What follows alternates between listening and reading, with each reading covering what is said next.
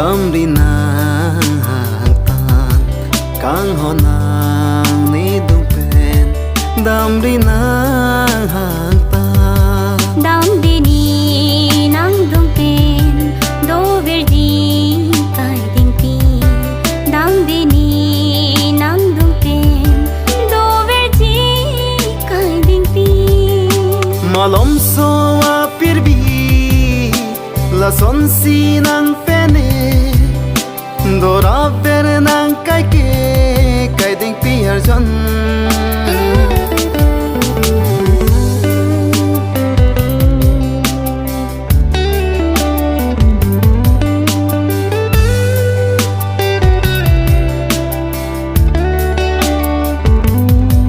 mum ki da ming tung te kham ke do ji pu ke ahoka kang hon ke maduta khangune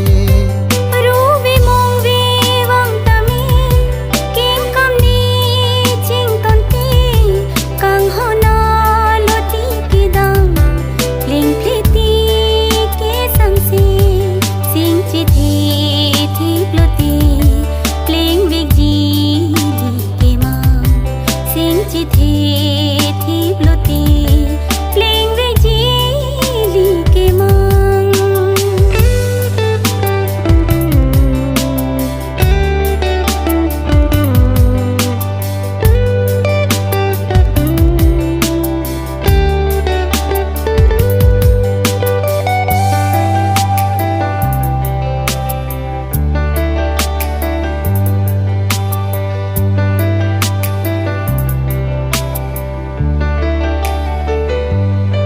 Pipot si non ke na seng ve nang jadi kran lam chake me puanta non ni seng che ho tha pir bi boleng dun ta non mandat karli ben na son la ne kai non ke man lolin kang tinga son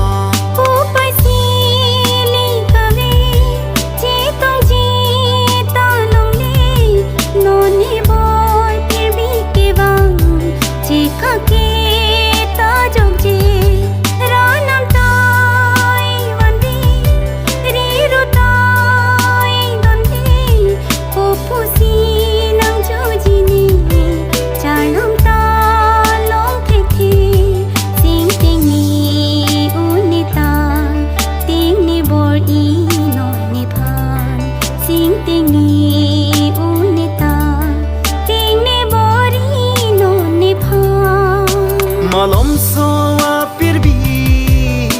la son si nang pene dora ver nang kai ding pi har jon